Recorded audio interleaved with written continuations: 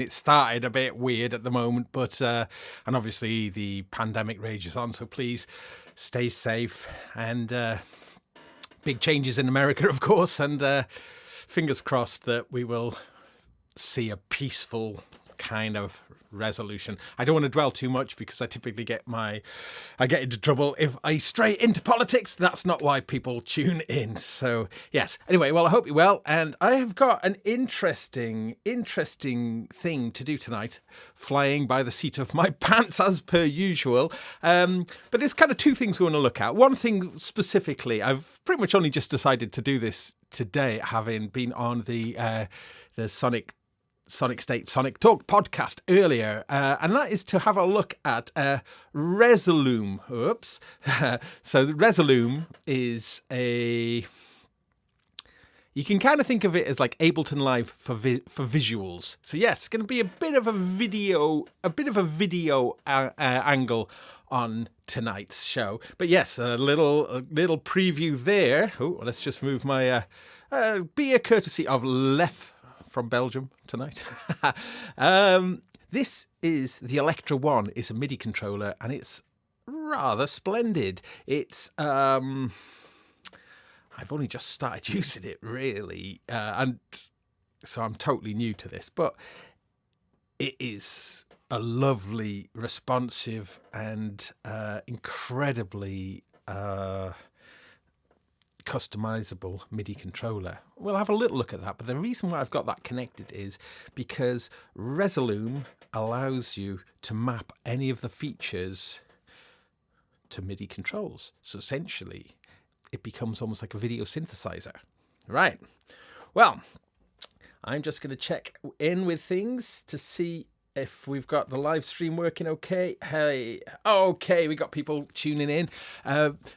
YouTube is generally the best place to watch this show because I think that's where that's where the chat really kind of happens. So please maybe consider watching on YouTube, and also whilst you're considering doing things, please consider subscribing and all that malarkey if you haven't already, and well, click that bell.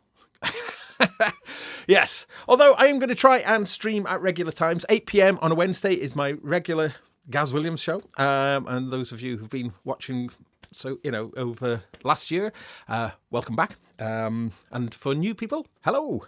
And I'm going to be doing more of my Monday night, which is my Eurorack adventures in Eurorack, and also the Friday show that I've been doing, which is about effects. That's on hold for a moment, just until the pandemic's over, because I want that to be a 2-person show, and we just need the pandemic just to be out of the way before we can really dive into that one. So stay tuned. I'll keep you informed. And I think there will be random and sporadic jams that I'll be doing unannounced. So that may be a reason to click that stinking bell, Right. Hello, everyone who's tuning in. Okay, great. So if you're just tuning in, just to quickly recap on what we're looking at, which is a twofold thing tonight. We're going to be looking at Resolume, VJ software, and we're going to be using the Electra One to control it. And it's going to be interesting for me with Electra One because I haven't really tackled it yet. So whilst we're actually looking at Electra One, let me just go to the website and just show you a little bit about it. Okay, so there are lots of presets available for this MIDI controller, kind of focusing on hardware, but there are some software. I noticed Pigments from Arturia, and Spire and Serum, and I'm sure some of these which I'm not recognizing, but we can also see things like the Waldorf Kyra and Yamaha TX817, and so this controller may be something you might be interested in if you're looking for something to control hardware, maybe some older MIDI gear as well.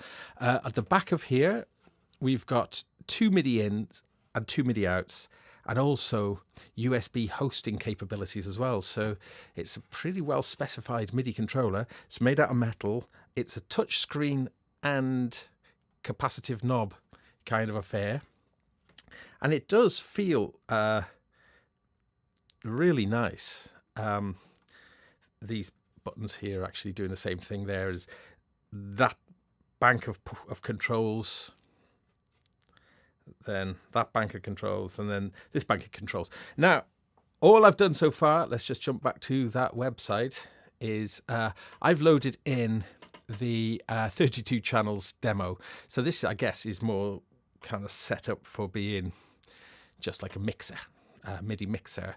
But really, to do this justice, I should really create something specific for Resolume. And in fact, as we go along today, I might realize more kind of special ways to configure it for Resolume. Now, Resolume. Why Resolume? And why might this be interesting to you guys? Well, Resolume is, as I say, is like, oops, let's go this way. Resolume is, like Ableton Live, I think, for video clips. That's the easiest way to think about it, in that you can launch, this area in the top part is like the kind of clip launcher, and then you can apply effects and various things to it. And everything is mappable, and it's quite like Ableton Live in that if I hold down Command Shift and M on my Mac here, anything then that takes this kind of turquoisey hue then is mappable. Actually, that one's mapped. Let's unmap that for a moment. So we'll do some mapping in a bit, and I'll load in some clips, and we'll have a little play around and see what just what we can do with it. Now, I've only just been learning how to use Resolume over the past few days, and it's actually fairly straightforward. I'll give a little walkthrough of what I've learned so far as well, just so you guys have kind of got some idea of what's going on. I'm just tuning in to the chat room, so I'm going to be, for those of you who don't watch this live, I apologize for me constantly referring to the chat room, but they are super helpful for helping me on my little adventures, and I'm ever so grateful to see you all joining in, and definitely recommend tuning in live in future if you can. Anyway, let's have a look. So just saying hello to everybody. It's great to see a lot of the gang there in the audience. Ace. Okay, right, I think we should plow on then, really. We've got a decent sized audience, and let's get stuck in. So what I've done, and part of the reason why I got Resolume, I bought Resolume on Black Friday. I took advantage of like a deal. I first learned about Resolume really back in, I think, was it around 2017 with my band Asteroid Deluxe, a psychedelic band. We were doing a performance of our concept album, The Lawn, and the wonderful David Hopkinson,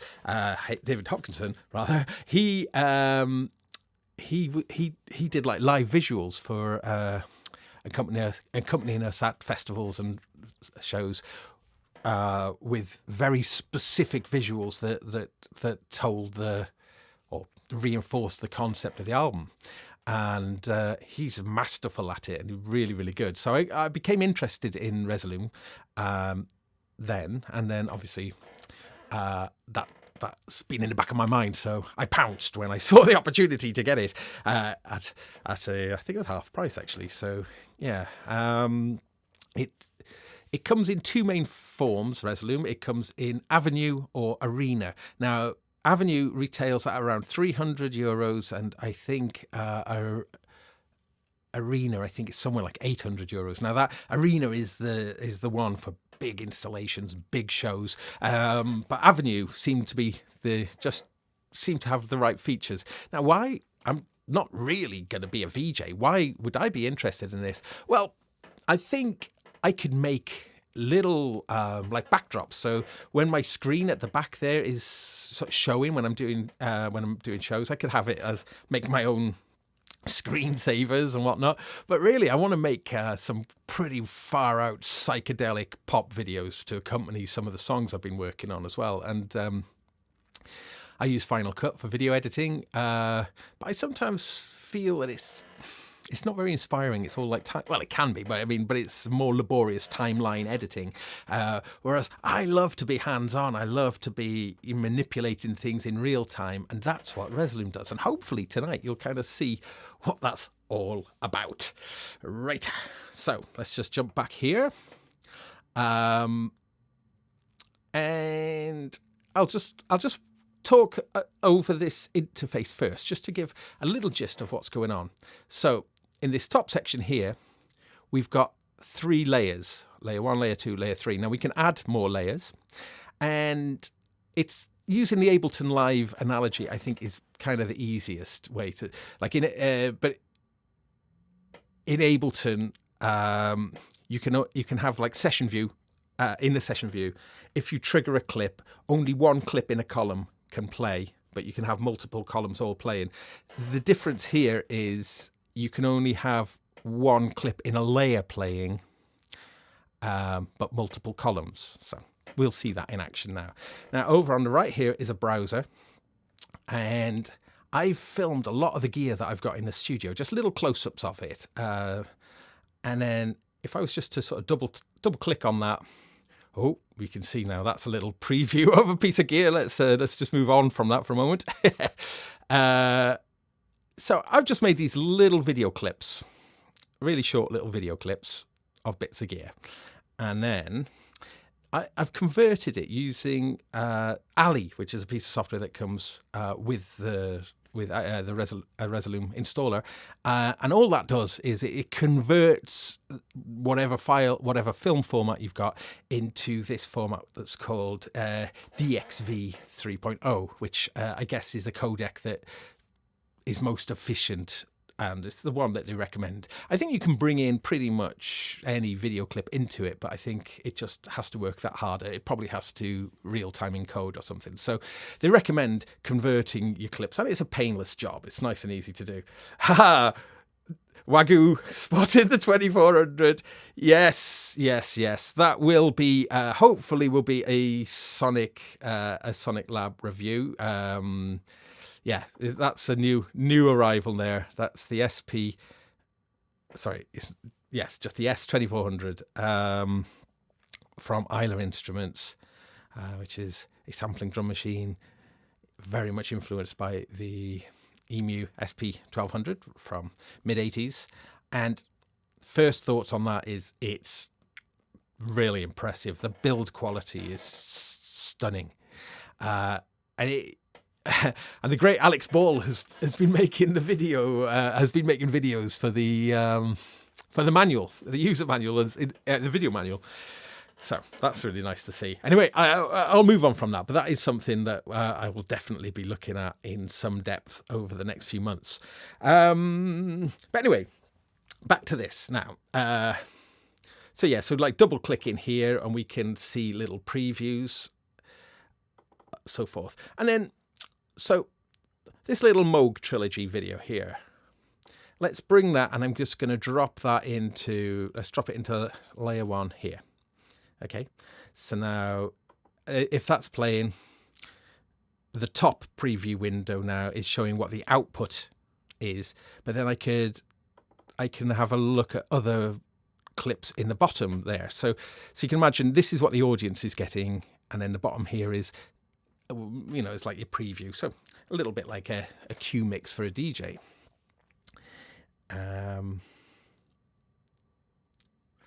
Just checking out with Pantov is saying, check out Touch Designer, works great with Resolume, especially for psychedelic videos, as it makes working with MIDI and CV it's a bit easier. Great, thank you. I mean, that sounds like a good tip. I do think, however, that this little thing here is a perfect match for Resolume, because hardware controls and touchscreen controls. See, like for instance, if I go to change a thing here, I can have a nice big touch control, or I can do it from a physical control. Now, they don't have to be just faders either, or left to right faders. There's a whole array that you can do. And we'll have a little look at the editor of that in a bit as well. So lots to look at tonight. ALM saying, I'm a circuit lover. Why wasn't there word of it on the podcast today? Oh, well, I don't know. That's Nick's thing. Now you can see in the background on my second screen there, we can see what the Resolume's kind of, that's like what the audience is getting. And on my bigger screen, that's what we're seeing here. Now, there's a shortcut. You hold down Command Shift and 1 or 2, and then it allows you to swap. Actually, if I go back here, it's probably easier to show you from there.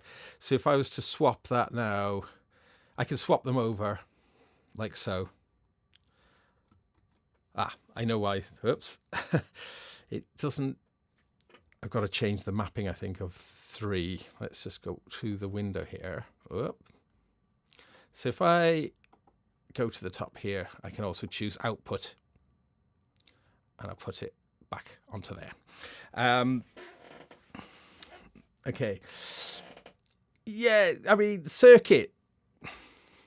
So there's new circuits coming. That was a leak, I think. So I don't think, have Novation gone official with that yet?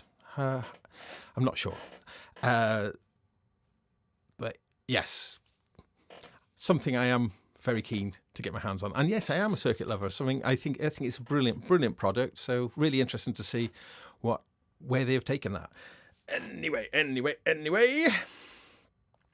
I am just flipping through the chat room.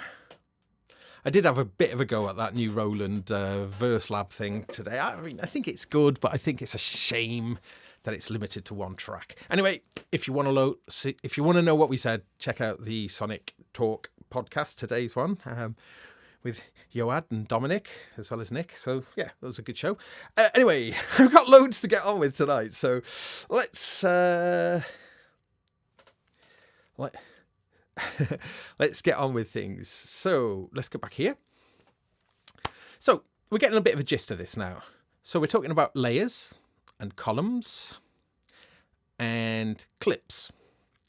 Now, when it comes to things like effects, there's a huge amount of effects, really loads of effects. And these effects you can drag on to individual clips, or you could drag them on to, I'm assuming you could drag them onto columns as well, or maybe, you certainly can drag them onto layers, or you can drag them on to composition. Now, in Resolume speak, composition is like your project. So that's like top level. So if we were to drop an effect onto the composition layer, then basically every single clip would have that effect on there. Or as I say, you can have it on individual clips or on layers. As I say, I'm not sure. I don't think you can put them onto individual columns. I don't know how much sense that would make. Again, I'm fairly new to this. What is helpful, and like certainly another thing that's a bit like Ableton Live, you've got an interactive help, which is in this bottom right area here. So wherever I'm mousing around, I'm getting bits of help. So certainly useful for newbies like myself. Right then. So we can see that the video will just keep looping. Now, if I was to go to the clip properties, so that's the central area here is the clip properties. And you see quite a lot of the same parameters available in the clip here, and also in the composition and in the layer. So dashboard, for instance, like a dashboard. Now they're like macro controls, the sort of thing that we've seen in, well, certainly another like Ableton Live. And you can assign parameters or various controls to these 8 link controls. And as they're macros, you can have a single control change multiple parameters. But you can see so the dashboard is available on a kind of clip basis, on a layer basis, and also on the composition there. Now, also, although we won't be doing any of it tonight, as well as video, it does actually do audio as well. So I guess you could be bringing lots of like video clips together and doing all sorts of things with complete video and sound. Something that I might investigate later, but certainly not tonight. Tonight's going to be all about visuals. Yes. So I think we need to bring in some more clips so we can see some of the other, some of the basic functions. Just along the bottom here, you can have a few different screens. So within the same composition, we can have different. Well, you could have maybe everything there for song 1. That could be song 2, song 3, etc. And you can keep on adding these as you go along. It's a way of keeping things neat. Right.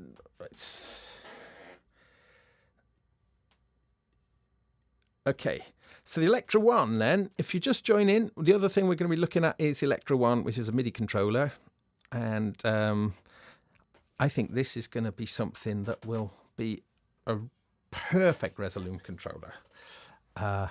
So yeah, we'll be looking at the configuring this a little bit more. If I press this button here on the Electra One, then this gives us our page selection. So at the moment we've only populated page 1, but you can see you could have loads and loads of mappings going on. So jump back here. Okay. And this may well be not the best preset to load in, but it just, at least it gives me a bunch of pre-mapped controls. Wouldn't push 2 be a perfect Resolume controller? I'm sure it would. Can you use push 2 as a standalone MIDI? I haven't really used push 2. We did have a push 1 for a brief amount of time, but you certainly could. I mean, and you could absolutely use a Machina controller, like I got back there. That also would be really good, especially with the clip launching. Now I have in my behind me, I've also got a launch pad. Oh, which way am I leaning? There, you can just see it just from my shoulder. And I've been using that for clip launching in Resolume, and that works really well. Now, but the way that you can configure this, once I've got this configured properly, I could have named buttons that relate directly to Resolume. So this is where this thing, having the touch screen, I think would really kind of work really well. What's the resolution of the screen? Are you asking for the resolution of the Electra or the? Because I'm not entirely sure. You might have to look on the website for that. I'm just checking in with chat room. Seeing what questions. Right. Okay. Okay. Let me get back to Resolume. Okay, so let's jump here. Right. Okay, let's bring in some more clips. So I could sort of group select a bunch of clips. Let's just grab a bunch there.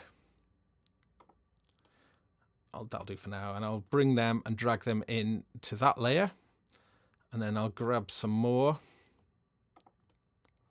And I'll drop them into that layer. And some more. I should have made loads of these. This will do for now. Okay. Now, I've realised a little. My shortcut. I'll use the output for switching, but I think Command Shift and 3 is being overridden by the system that. My Mac system, so that shortcut isn't working. But the reason why I'm mentioning that is so I can flick to this, but my shortcut to jump back out isn't working. I'll have to disable that, I think. But so I'll need to come back here. Right. So as I mentioned, I would say that this is very professional software Resolume, in that you can configure it in a really deep way. So in terms of if you were using it in like a big show, like a big live show or something, it's got the depth. You can configure the output in many, many ways. And I won't get into that stuff because, well, because it's a little bit over my head anyway. But you certainly can have it output in all sorts of resolutions, whatever your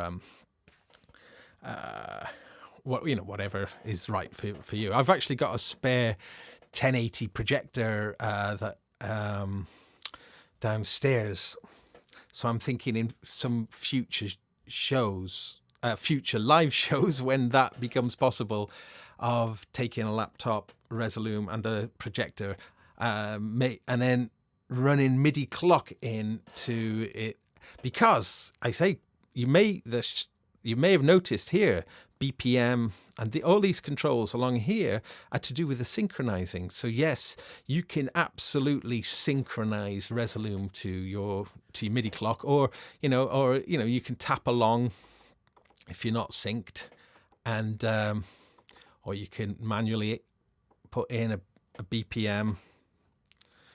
20 BPM. Let's put that. So I'll just leave it on 120 for now. And the way that the clips and the way that the effects work, you can have that locking absolutely to Resolume's clock, whether that is its internal clock or whether it's an external MIDI sync clock. So that it is a. I don't know if you can hear. You've got a metronome as well, our undo buttons. So really, once you start this, what initially seems to be quite a complicated piece of software, once you start to break it down, clip details, overall composition details, layer details, and then your browser here. It's actually not. It's not that hard to kind of get your head around. Now, one of the best bits, though, you might have noticed this button over on the right here, record. So it means at any point in time, you can click record and you can capture a video of your output. So we'll definitely be doing a bit of that. Anyway, let's have a little play around with some of the things then. So as I mentioned, only one video in a layer can play, but you could have... we could have like 3 play in here. Now over on the left here, we've got a bunch of controls.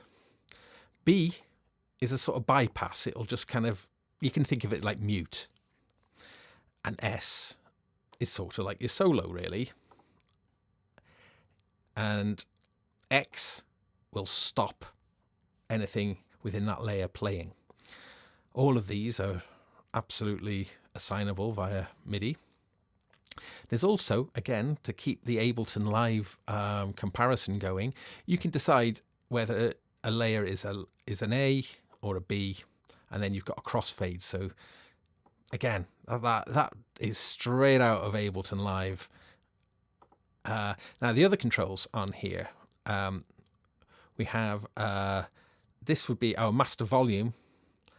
So actually, I'm going to take volume out of all of these because. Oh, no, I apologise. I did that wrong. Let's put those back up. That's the master control. A little bit confusing. A is volume and V is opacity. So yeah, so will take out, that'll just turn off any audio off the video. So A for volume, V for opacity. Yes. So yeah, there we go. And then that's on a per layer basis. Also on a per layer basis is the blend modes. And my goodness, look at them. There is loads of them. Yeah.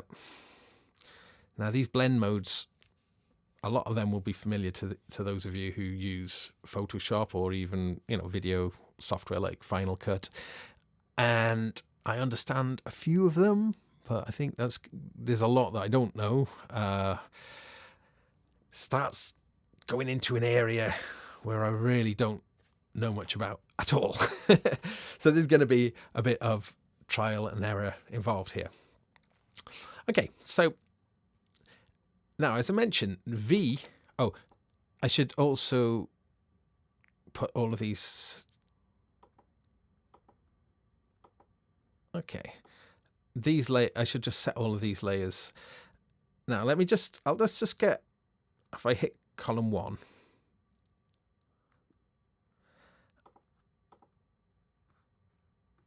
Oh, I've got solar one. There we go. Now, it's looking like a little bit of a mess here. But if I was to sort of mess around with the opacity layers, you know, we can see it starts to clean it all up. Now, I've got no effects going here, but let me just go, let's just go to the full screen thing here. Let's get rid of me. And you get the gist of it now. Now, you can see that when the video reaches the end, it snaps back to the beginning. And of course, we can change that behavior. And let's do that now. So I'll just stop these two. And I'll just have this one layer playing at the moment.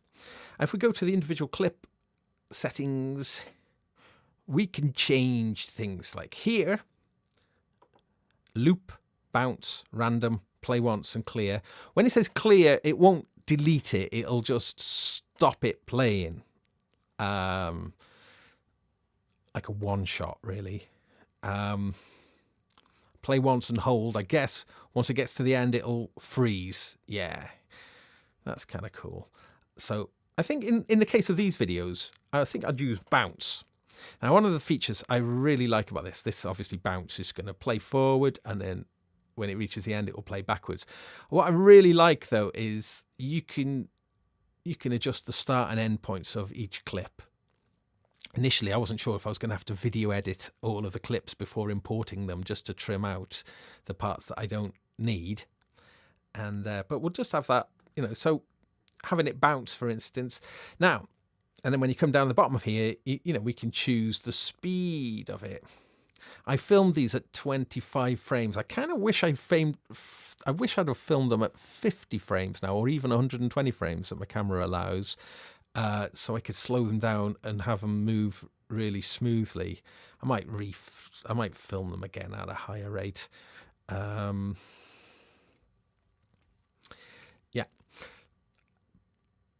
But you've got these fast buttons as well, you know, where I can just quickly, you know, divide the time, make it faster, or, you know, multiply the time to slower, or just, click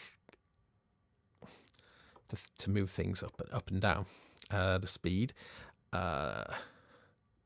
Select how Resolume triggers your clips. So this restart, continue, or relative. So again, you know, if you've played with the clip launcher aspect of Ableton Live, a lot of these kind of ideas, they will be instantly familiar to you. Cue points, pretty cool. We can set various cue points. I can go there, set a cue point there. I can set a cue point there, and then I can just jump then. And again, when I go into my MIDI mapping mode, you see everything in that with that color hue on there is a MIDI mappable thing. So it means you could set cue points to be able to jump via, you know, with MIDI to certain points within it. Autopilot. Now, this is a pretty cool thing. Autopilot will essentially mean that when the video has completed whatever, you know, in this case, one loop, then if autopilot was on my layer, for instance, I could say, if I click this, then once it does, I think in a case of a bounce, oh, have I not? What am I doing now? Oh, I've got the wrong layer. So this is an easy thing to, that's on, I had that on the wrong layer. So I'd need to select the layer that I'm working on. There we go. And then turn on autopilot like this. And then it'll just jump as soon as it's done, and it'll move to the next one. Yeah, like so. And then the autopilot settings on a per clip basis, we could say how many loops we want it to play, and it's saying layer determined. Again, like Ableton Live, we could have it so it does nothing, so it doesn't change, and whereas other layers will be changing or whatever. Play next clip, play previous clip, blah blah blah, play specific clip. Okay, so that's the gist of autopilot. I'll leave that off for now, although I definitely will be turning that back on. And yeah, within the kind of clip settings, transform, again, all very familiar to you know, like certainly to like Final Cut or video editors. We can change the scale of a video. Just like a right click, or in the case of a trackpad, like a 2-finger click will set anything to it back to its default. Okay, right. So we want to get to the good stuff, starting applying effects. So I'll just stay on a single layer for now whilst we look at the effects, but definitely once you start to have other clips overlaying and playing around with different effects, it all starts to become a lot more fun. So into my video effects. Oh yeah, one thing about audio, although I haven't actually configured it at the moment, there's a few plugins there, Bit Crusher, Distortion, EQ, you know, not very many, but it does, you can use VST effects. So once I've set it up with my VST folder, all my audio VST plugins become available there as well. So that's pretty cool. Right then, effects. This is the good stuff. This is what we want to do. And I'm going to go right to the start because this one is quite nice. Now, a double click will let us see what the effect is doing. It'll give us a preview.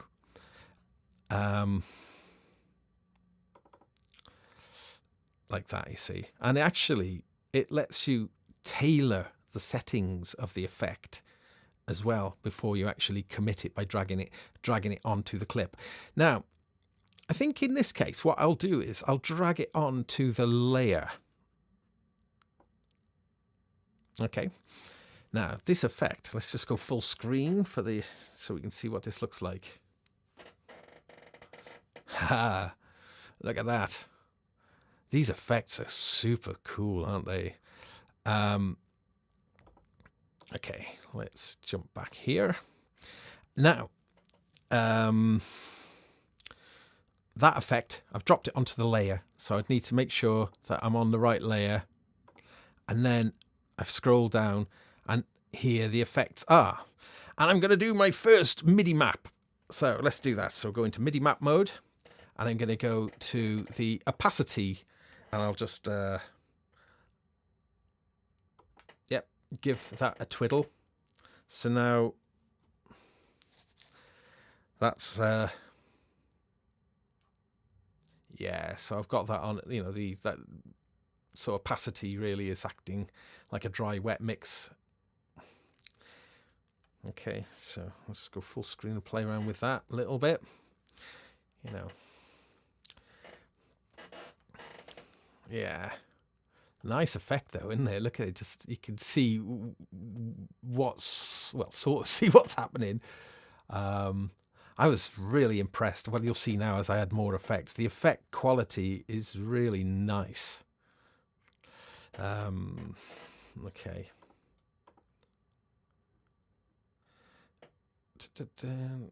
Oops, I need to go back to that one.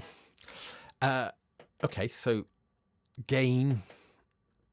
Yeah, it's like kind of speed. Let's map a few more of these, actually. Let's just map a few more. Gain. Let's do it to that one. Speed to that one. Strength. Detail. Density. That'll do for now. Okay. Is the creaking of my chair... I'm going to... This chair... This chair, it's at its day. It's one of these, the gas has gone on it. So like, I just sink. I just sink over time. So I set my camera up and it's all good. But then by about 10 minutes or so, it's also noisy. So maybe new chair time soon. Right. Okay, let's mess around with these mappings now. Let's have a look at... Oh, and I know what I'll do to make it a bit more fun is I will enable the autopilot. So we can see this is going to be going through all of the different... yeah, it's going to move through the different clips on that layer. Okay, let's go full screen on that one. Okay, let's play with some of these controls then. Yeah, so that... Oh, oops. I went into my screensaver. Wow.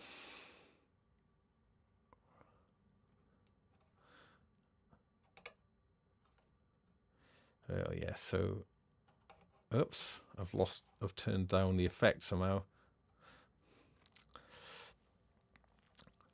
So within the settings then of the Electra One, I could map. Oh, what if there we go. I could map the effect. I've forgotten which ones I could actually have them labeled. Like I've completely lost. Oh, I see. That'll be that's the strength of the effect. Oh yeah, there we go. Back. But it's really nice having the controls. Feels really cool.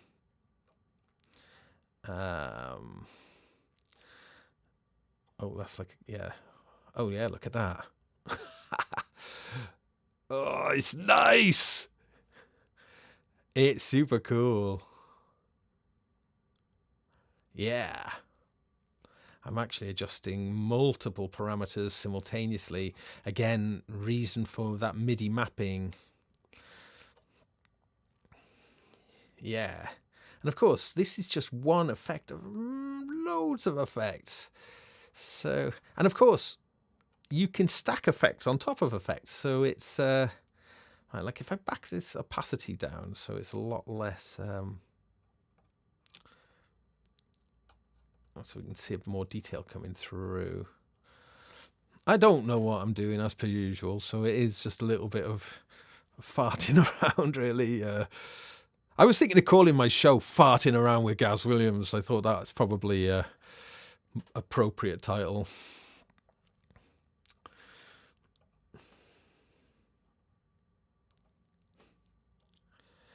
You spotted the S2400. Yeah. Honestly, it does sound really good, the S2400. It's I'm working on a sample library at the moment of sounds that I've made with my modular that I'm going to be using with it.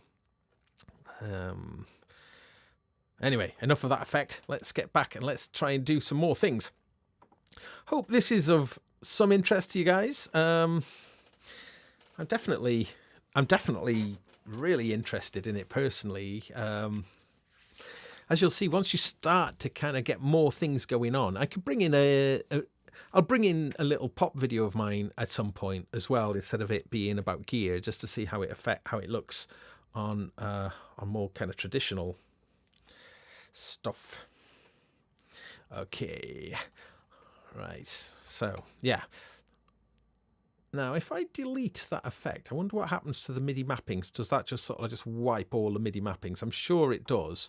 But then if I was to bring that back in again, that effect, will it remember the MIDI mappings, or will that be something? Oh, yes, it does. Oh, okay, that's interesting. That's cool.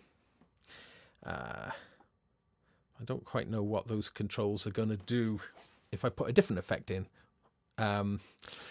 So as I mentioned, we have tons and tons of effects. Tons and tons and tons. And this, yeah, there's ways to automate different parameters too, and that's something that we're going to be looking at as well. Just for a long time, just something I was going to show you though, for long time viewers of this show, I've now got two of these bad boys. Well, and these are great. So if you're thinking of doing live streaming and looking for good cameras to use, these things are really good because they've got built-in gimbals. I say gimbal, more or less. Can you see it? How the lenses kind of move? It's kind of self-leveling, and you've got various settings for doing that.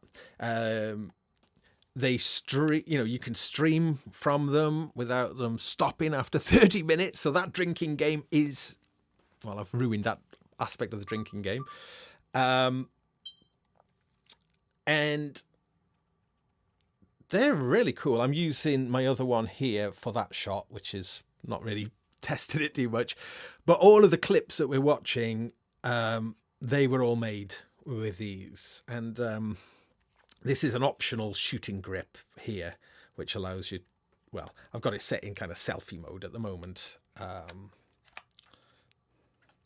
But it allows you to control it like so. And I'm really impressed. Yeah, so the two I've got is Sony. This is the 43, and the other one that's up there is the 53. The only difference is the 53 has got a viewfinder on there, and it's got night mode, and it's got like a manual adjustment ring. Like this is super kind of point and go. You really don't need to do much thinking about it. And it, yeah, so this is the AX43, and the shooting grip, I think, is it called the GP1 or something? But it's one that is specifically made by Sony to go with this. It also handily converts into a tripod as well, which means you can set it down on the ground. Oh yeah, you got a little button to adjust. Thought I'd just show you that though, because it has those things are, yeah, they've really, really helped me with my ability to do live streams. Yeah, a few people have been asking as well about my camera and what my main camera is, because again, if you've been watching my show, you'll have seen that the quality has rocketed up. The camera is a fairly inexpensive Sony a6000, but the big change is the new lens, which is a Sigma 16mm f1.4, and yeah, so it's the lens has made the huge difference, really. Okay, so that was a little bit of background, because we're all friends here. It's good to share. I'm not trying to bluff you with anything, especially my skills.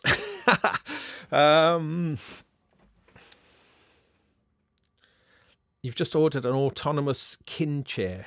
That's okay. An exercise ball is a good. That's not a bad idea. An exercise ball. Right. Yeah. If I do get a new chair, would you like to see a chair review? Just like review everything that comes into the house. Anyway, where are we? Can the Sonys beat effects in Resolume in real time? Yes, they can. And that is something that I would really like to do.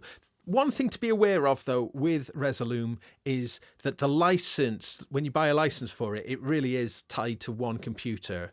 So I've got my streaming computer to my right here, which is a laptop, and I've got my main kind of music machine that's behind me, and I've got Resolume running on that.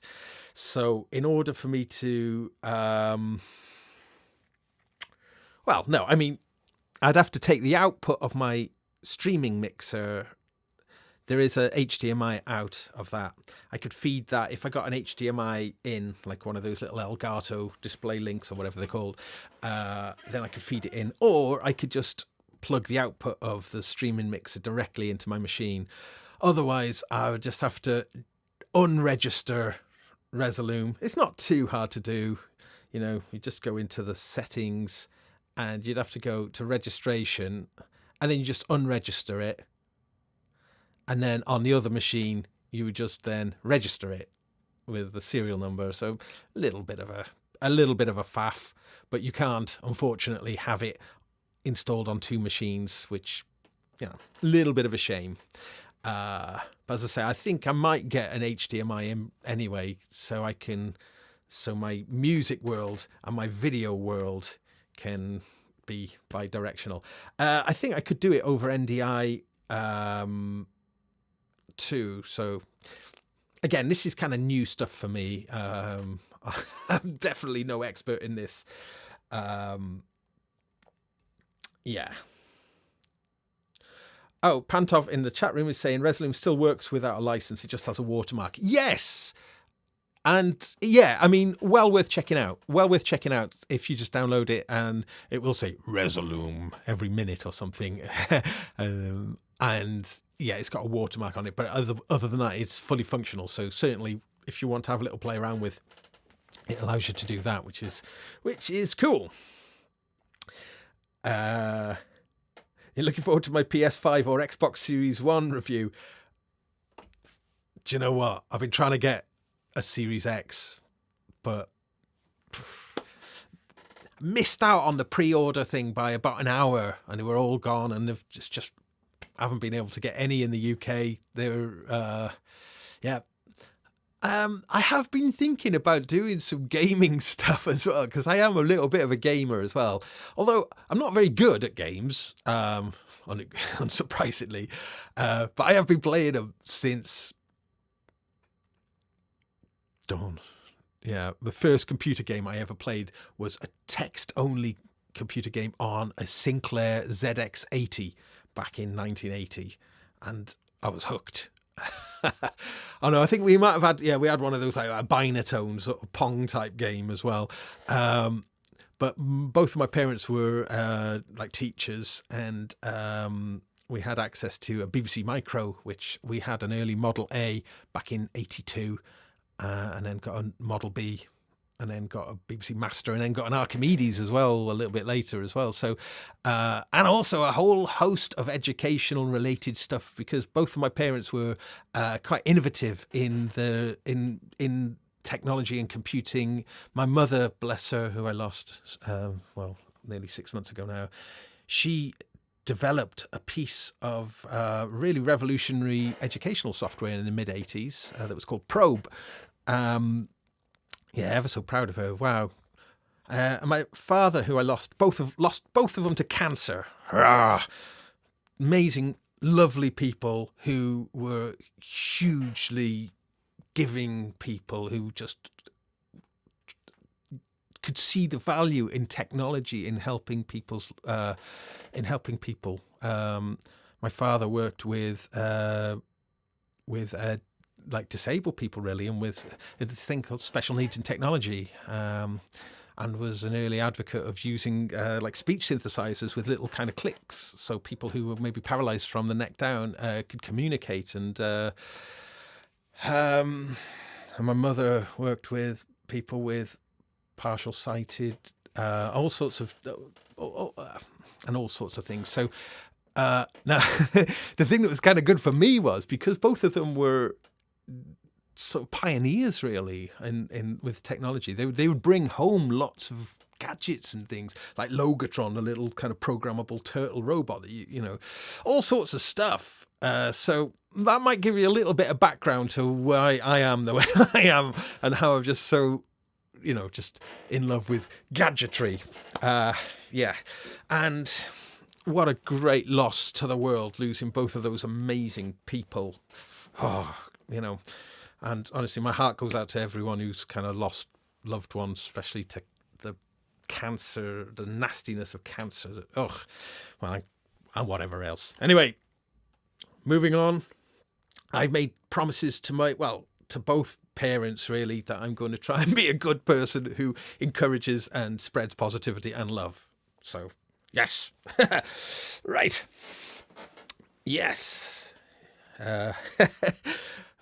Of course, I was more interested in the games and the sillier side of things and the more serious, things. Right. Where am I? Totally throw myself off. Okay, so yeah, let's look at some more effects really, because some of these effects are fantastico. Look, this one here, Windows 95. This is quite fun. So I'll drag this onto our layer here. I think it's that old Windows 95. Let's go full screen with that. I don't think any of my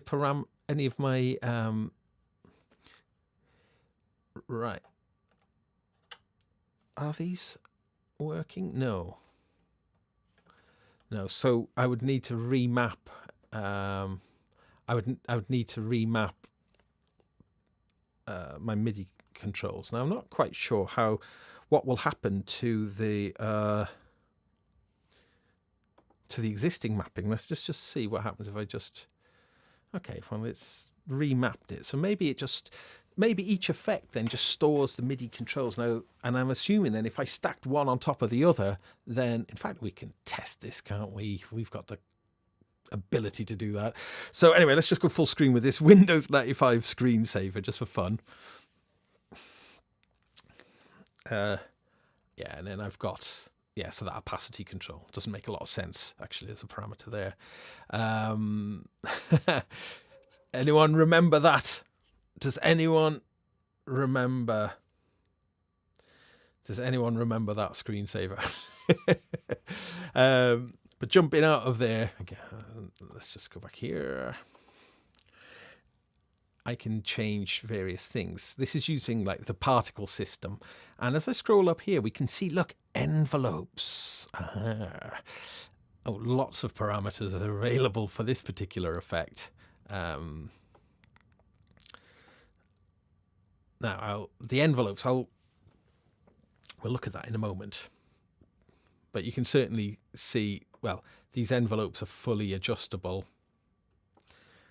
And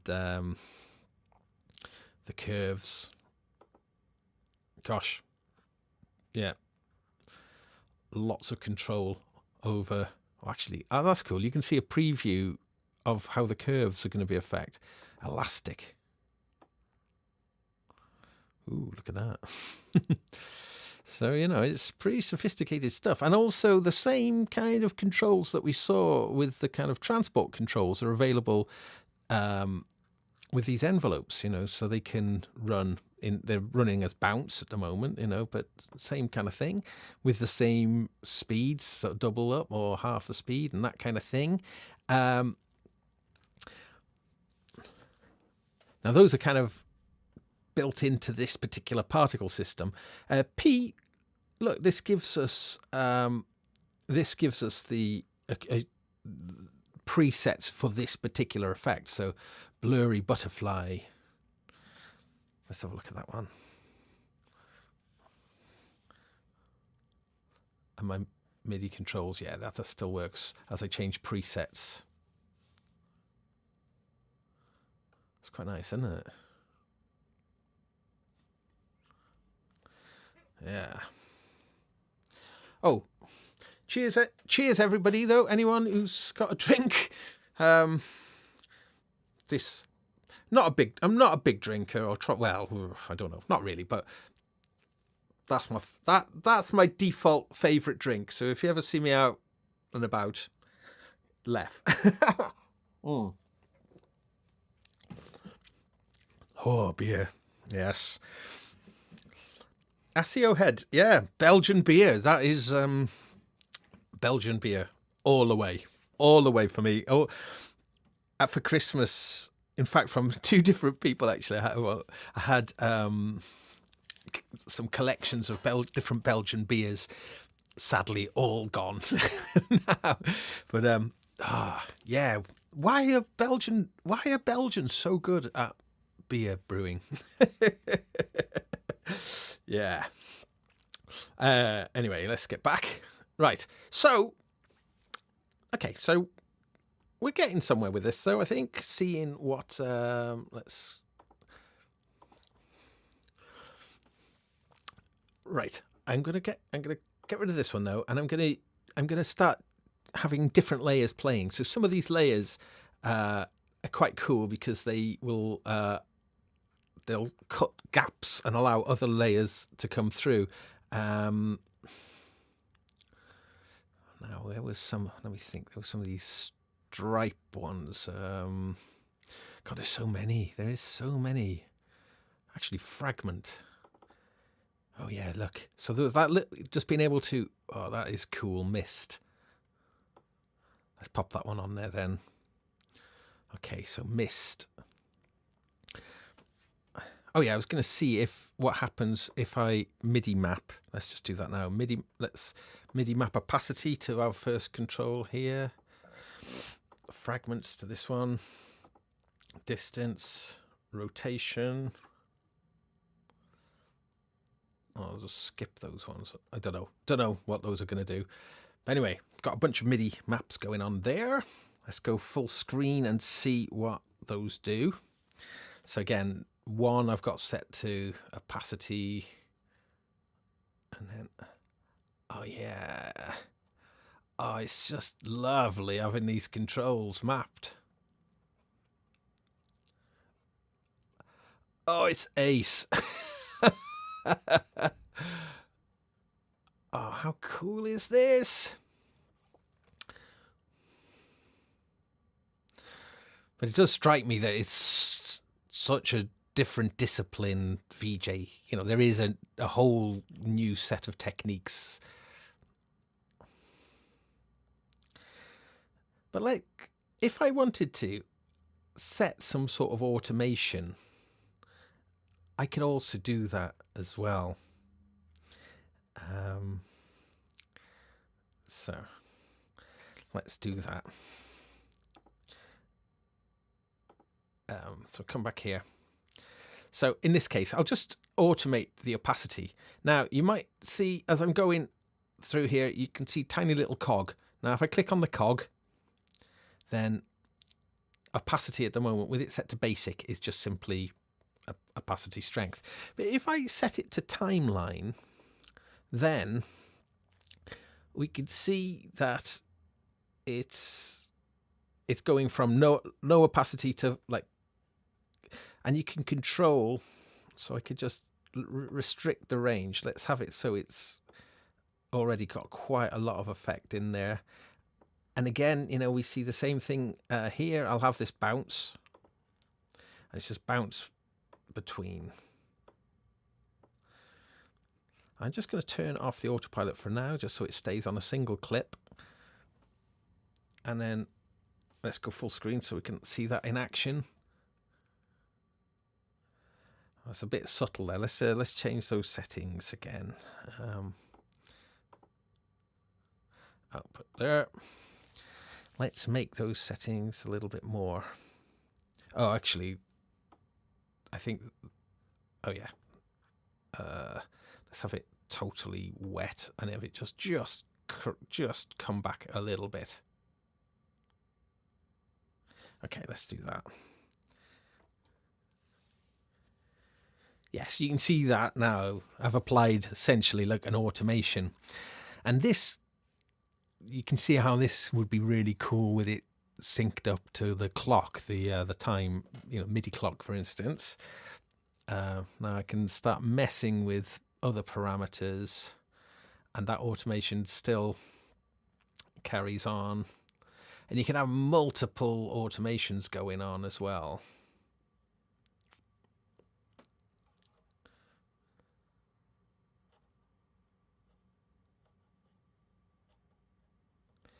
Yeah.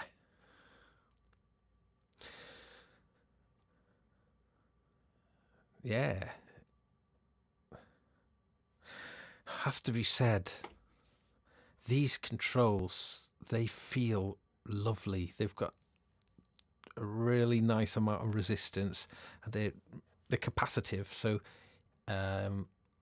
is it possible to see? Oh, it's very faint actually. You can't actually see that on the screen, but there's a faint line underneath any of the controls. I don't think that's coming through.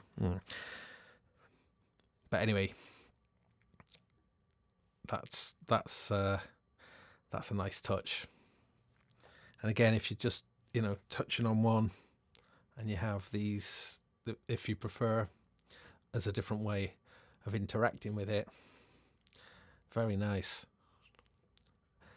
Yeah, so we'll have a little look at the editor on that in a moment as well, because you can see that you could set this up to be absolutely, specific, or rather, you can create a single preset for the Electra One that's set up perfectly for this, and multiple presets for other bits of either hardware or software. Yeah, highly recommend this Electra One. It really does feel quite premium. Right, let's go back. Let's get some other layers playing at the same time with different effects. And one thing I'm not sure about now, I think Pantov, I think, is it? Yeah, in the chat room is a bit of a Resolume dude or dudette. I have a question. Is there a way of monitoring your CPU usage? I'm sure there might be, but I haven't discovered that yet. Let's have a little look through these. View. Show hardware stats, maybe. Let's have a look. So I'll just get this to here. Now, where would that have popped that on? Oh, yeah, there is at the bottom there. I saw it. Show hardware stats. There we go. Great. CPU 6%, RAM 32%. Okay, that's quite interesting. So I'm wondering now, if I'm doing real-time controls, are we seeing much adjustments? Like, you can see I'm doing I'm changing multiple knobs at the same time there. Okay, so CPU usage is, it's pretty low. But we'll see once we start having extra layers all overlapping, something that we can keep an eye on there. Okay, that is cool. Yeah. Oh, I'm glad I found that now, because again, I have no idea how much these effects hammer your computer, obviously, with it all being real-time stuff. Okay, so that's doing its thing. Now I can mute that for the moment. Stop it, and I'll just get something else playing. Let's just increase its own opacity layer. One of my beloved Electron boxes. Now, one of the things I discovered when I was filming all my gear is just how grey and black virtually everything is. This preamp is some much needed colour. So we can, however, apply colour as you'd expect from the effects. So let's do that then. Let's colorize this a little bit. Colorize. Here it is. And let's drop that. And this time I'm going to drop that on the clip specifically. Like so. Okay. And there's pretty cool things you can do with this colorize. For instance, if I come into the presets. Oh no, I think, yeah. So obviously I can do stuff with the picker here, and also I can grab the little pipette and I can hover that over any of my clips. So look, let's grab that preamp. Yeah. So that kind of thing.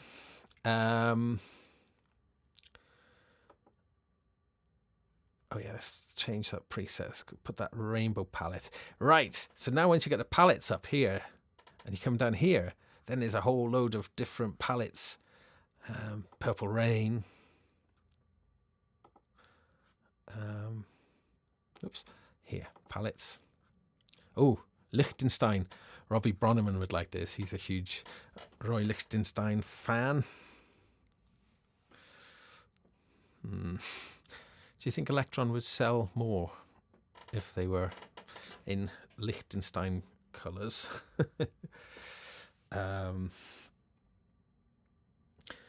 Pantov is saying most effects use GPU, so you need a relatively new GFX card, and video playback can be bottlenecked by hard drive speed. Okay, yeah, that makes sense. Few SSDs in a RAID fixes that, and also that becomes an issue with 4K. Yeah. That absolutely makes sense. I don't think I would be putting 4K into this. I think I'm going to be working in 1080. I'm expecting really.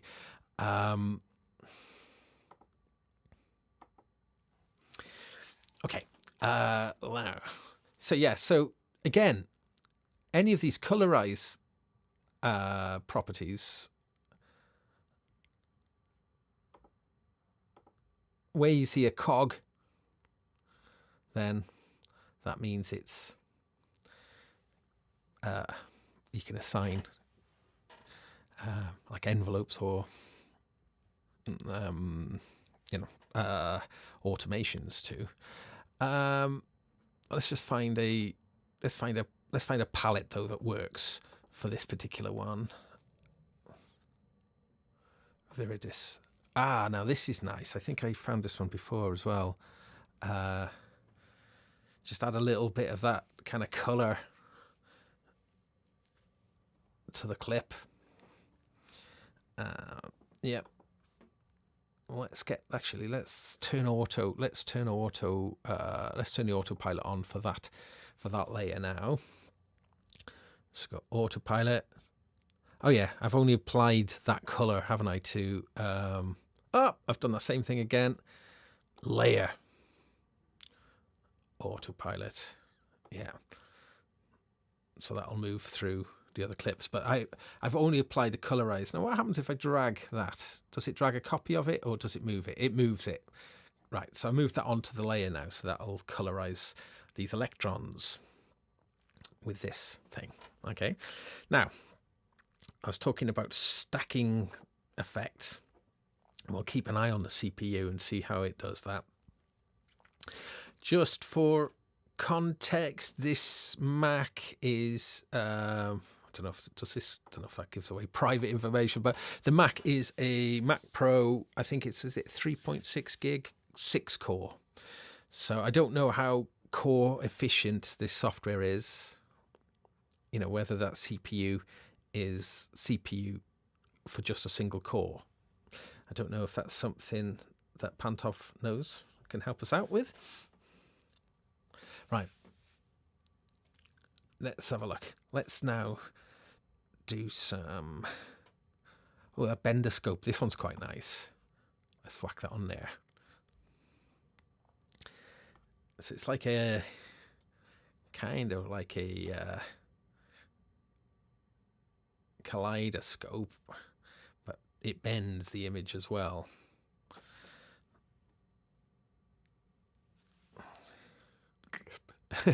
Got a nice liquid quality to it.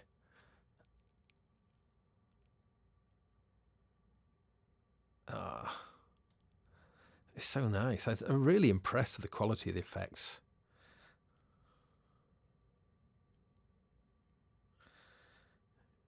Yeah.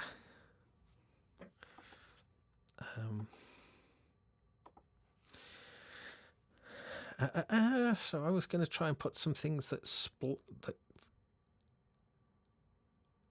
yeah, these cube tiles. Let's drop one of them on then as well. Ooh.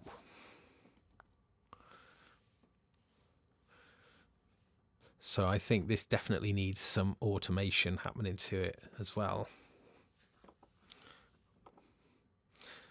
I'm going to be scouring YouTube for VJ or Resolume experts. So yeah, so Pantov, did you say you've been making videos? Be quite interested to see what you've been up to on using this. Right, cube tiles. Let's make some movement to this then. So let's see. So resolution. That doesn't look like it's going to do smooth. Let's see. So zoom. Randomize. Oh, so randomize. Let's just see what happens. So we've got these different types of... so if that's on timeline, is that just going to randomize when it reaches the other end? Yes. So every cycle, it's going to jump to a new random setting. Okay. Amount.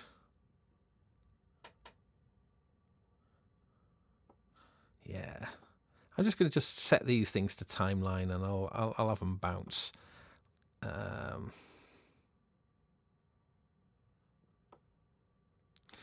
Yeah. Let's bounce this one as well.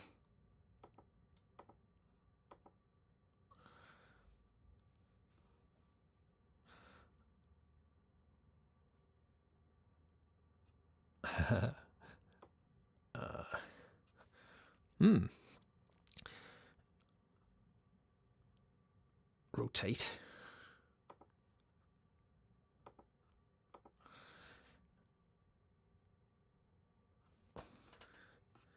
So let's have a look how this is looking.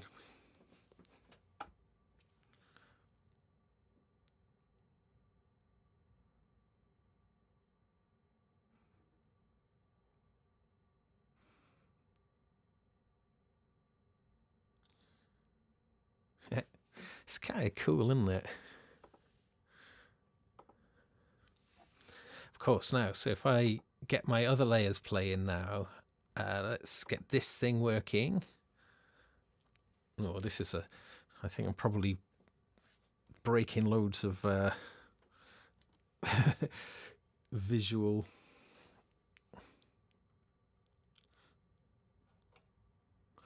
It's a bit ugly.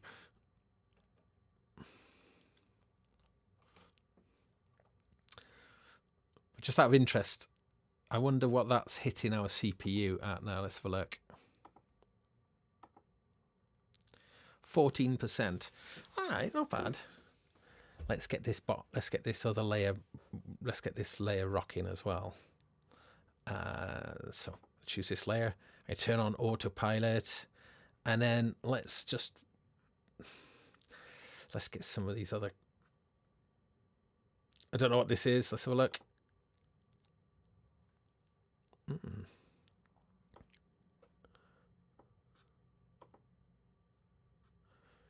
Goo.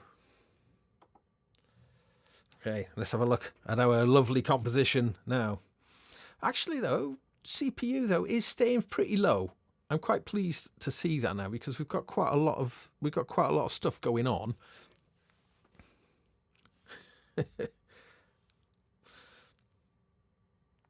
Yeah.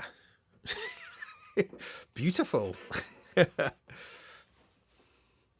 Could definitely come up with an interesting guess the equipment. Guess the equipment. Although it's a bit easy at the moment, but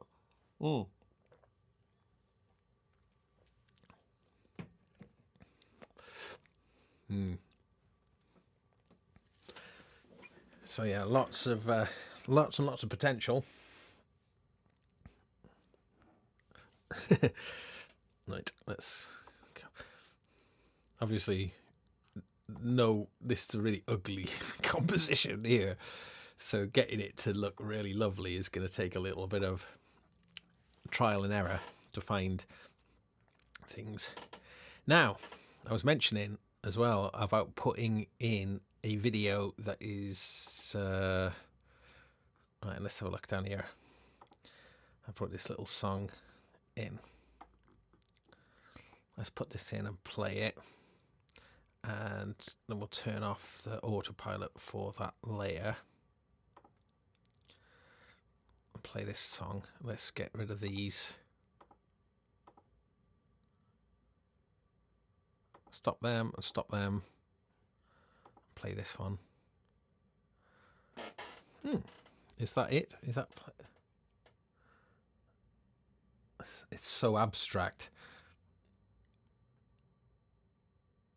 Let's put that on a different. Let's put that on a different channel. On a different. Let's move that onto. Oh yeah. So you have to drag, not from the picture, but from the name, which makes absolute sense. Okay.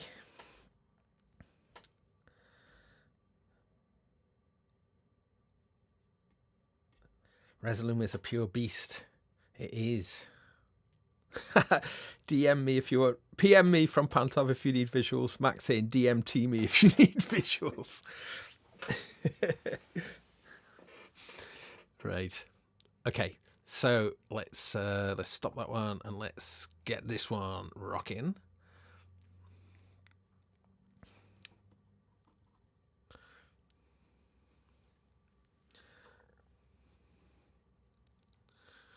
Okay. So I'm going to just take a small loop of this video, I think, and then just because this is going to jump all over the place. So you can see where it is on the timeline here. I'll just yes, let's find this one with a bunch of me, looking horrible. So let's see if we can.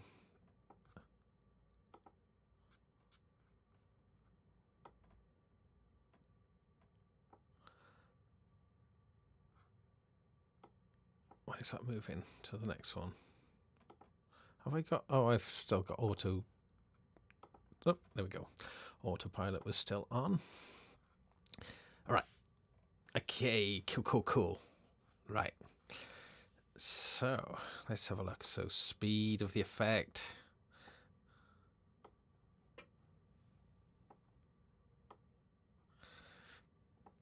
Let's have a look how this is looking then.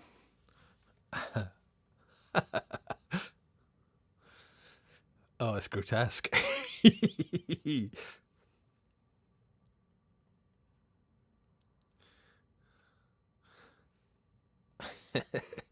Right. Okay. Let's warp this then with some MIDI control. MIDI.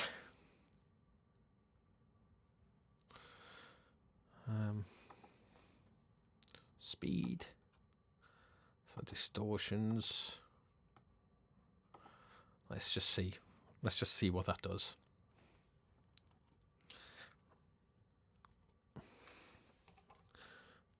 Speed. Oh wow. Oh. Okay. Let's make it slower. I think it's probably better slower. Let's get it a little bit movement. Oh, that's weird when your teeth and eyes go in there.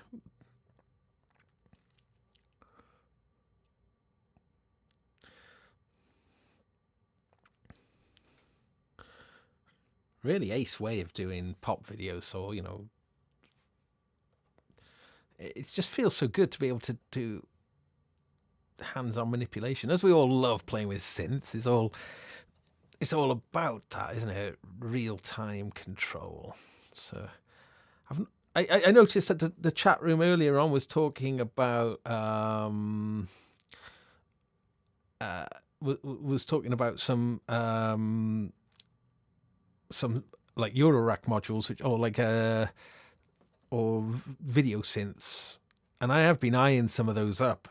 Although I think in a way that this is kind of, I think this might tick the boxes. It certainly is a world to explore.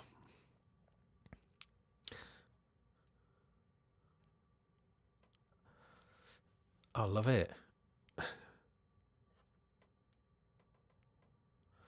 Yeah. So just by being able just to do these kind of slow manipulations as I'm adjusting things, is really pleasing. Although, see, that one is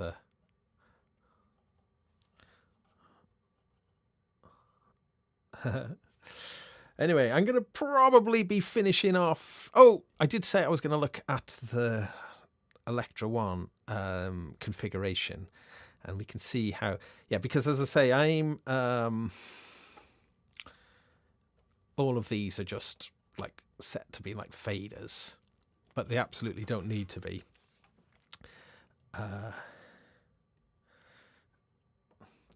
So I'll jump in. Oh yeah, so which way? If I go this way, having a screen in the background doing things. That's kind of partly something I've been thinking about. Probably need to be not as busy as that, and my lovely lens obviously adds like a blur to the backdrop anyway. But right, let's have a look then. So come back on here, and let's come out of this. Let's come out of this crazy effect. Output.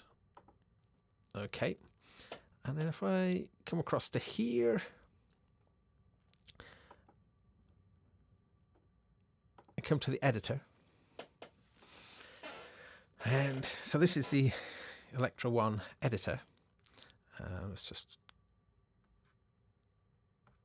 So what have we got? We've got faders, 7-bit, 14-bit, NURPins, RPNs, and sysx messages, lists, pads. Pads would make sense, wouldn't they, for... Oh, Electra not connected, so we just need to connect. How do we connect? Sorry, I thought it should be connected, but...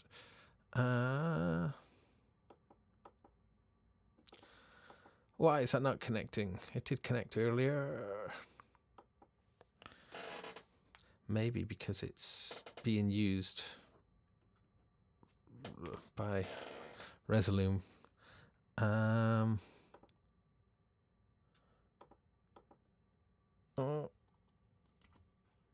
No, wrong settings. Device. Oh, I see. No, that's for setting our Electra connected. What have I done?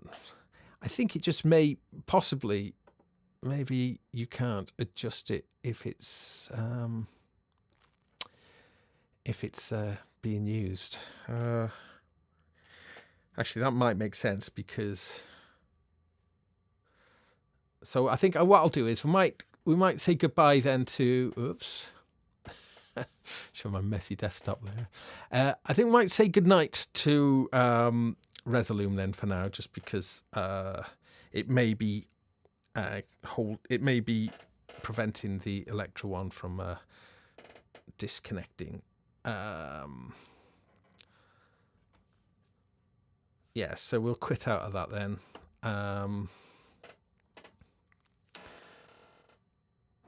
Oops, let me quit. Do I want to quit? Quit! Did I quit? Yes. Okay. And then if we just... Okay, let's go back into it. Connect. Oops. I don't know why that's not connected now. Maybe just... I got to do this in...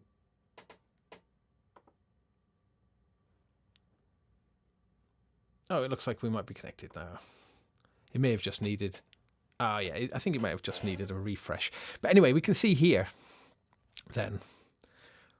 Look, we can, like, bring in an envelopes. Oh, this is super cool. You can make really bespoke... There we go. Yeah,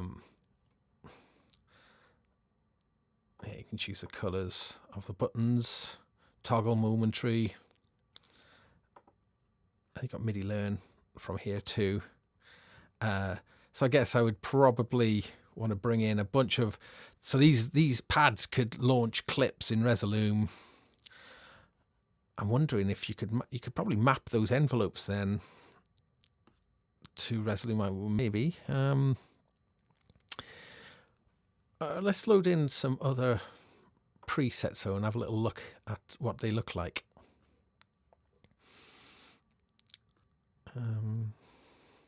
What should we load in? Let's load in pigments. Send to Electra. That's camera has moved. It's just, there we go. Let's just move this a little bit closer without spilling beer all over it. That's been known to happen.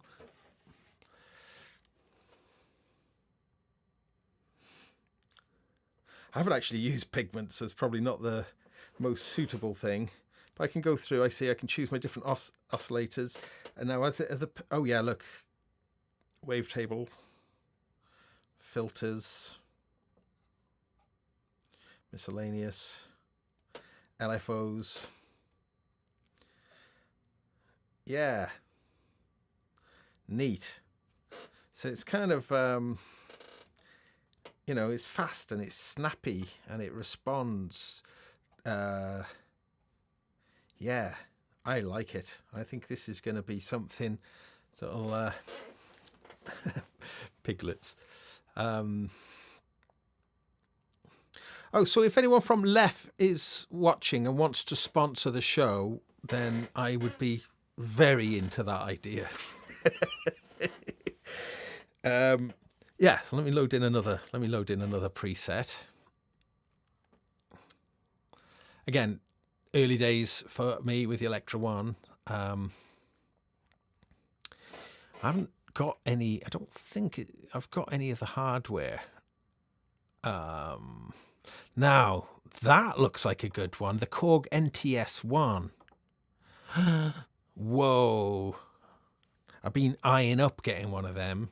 That would be pretty cool. I mean, there's not a lot of controls on the actual hardware, but sort of having this as a hardware control for the NTS1, that's a little Korg kit thing that you can put together.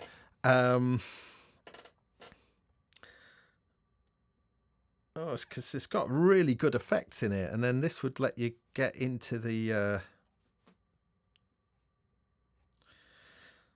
delay types. Yeah. Oh, interesting. Suddenly, that would open up the NTS1 hugely. Oh yeah, there is one I do have actually. Thinking about it, let's have a little look at that. Let's come to the library. And I think where is it? Oh, there's that Eventide H9. I've got one of those, and the Analog 4 Mark 1. Ah, yeah. So this preset library is a repository of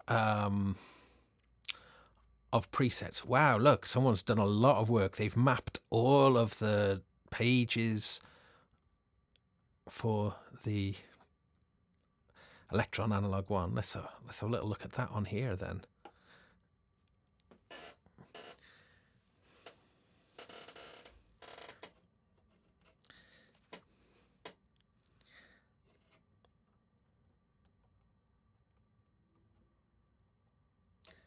Oh, that's cool.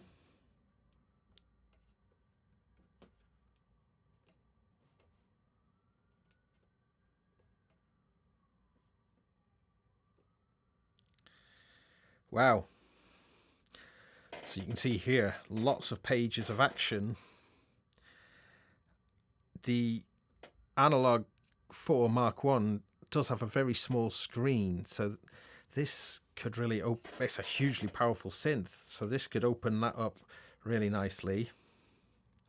Yeah, so these buttons on the left here let me choose between the 3 layers. But it's kind of nice then, you can see a lot of information. On the screen that you're looking at there, it does look a lot darker than it does to me. The pages which are not selected, you can kind of see quite easily what the parameters are set to. So yeah, this has got a lot of potential.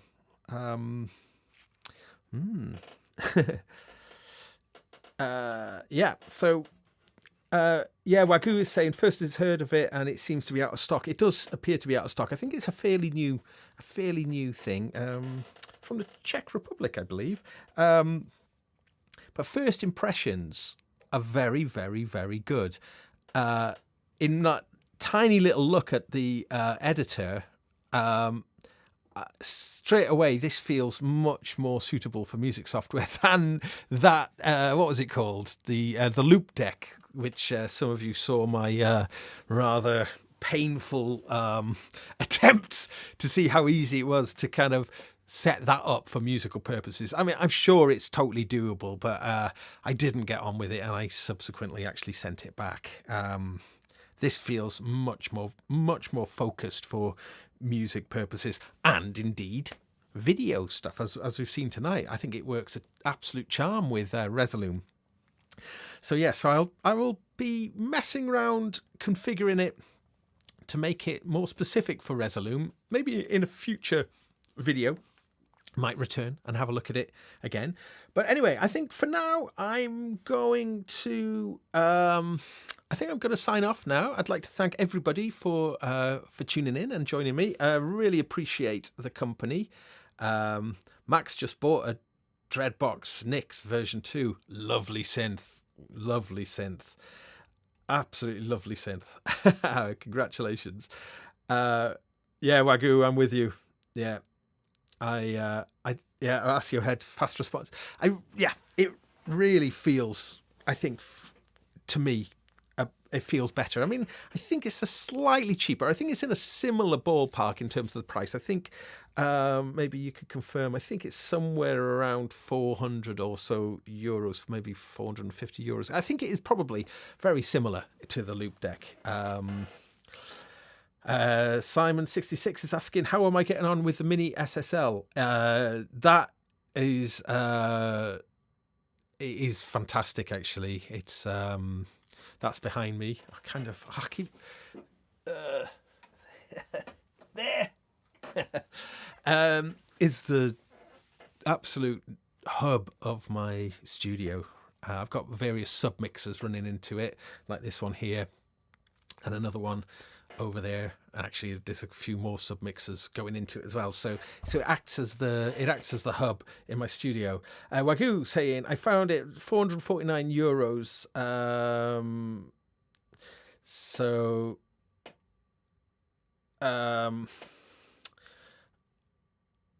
And apparently Trump has been impeached. So make what you will of that. Someone just sent me a message to tell me that. So hot news breaking. Right. Okay, I'm going to sign off. Thank you again for joining me. Hope this has been enjoyable for you guys. I mean, again, going slightly off topic, going into does the SSL mixer colour the sound? Not really. It's very clean. It's got great headroom on there.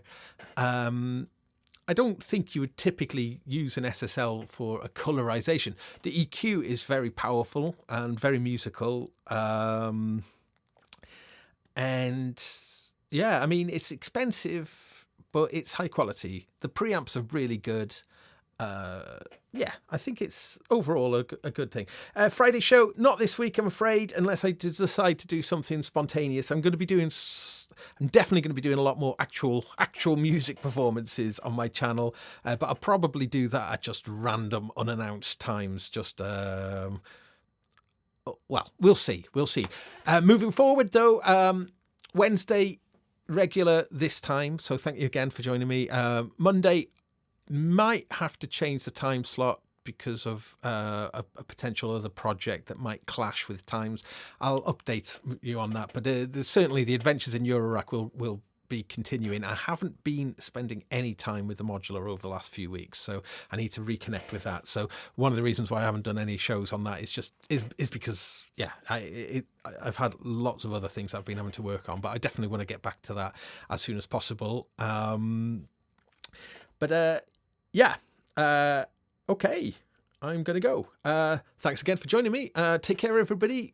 Peace and love and all that kind of thing. And yes, and to my American friends, big things happening, obviously, big changes. Let's just all hope for a nice, peaceful resolution to things there. Yeah, because, we need to... we need to get to some place, the pandemic, and just getting through that is the thing that needs to be absolutely the most important thing that we need to deal with, and so we can get back to doing gigs and all of that kind of thing. And I'm not going to get started about the British government's absolute disgraceful treatment of musicians now with with this Brexit nonsense. I don't want to go down there because it will make me quite angry. But anyway, right. Thanks everybody, and definitely see you next Wednesday. Hopefully Monday's show will be back on, but next Wednesday for sure. Thanks for joining me. Catch you next time. Bye.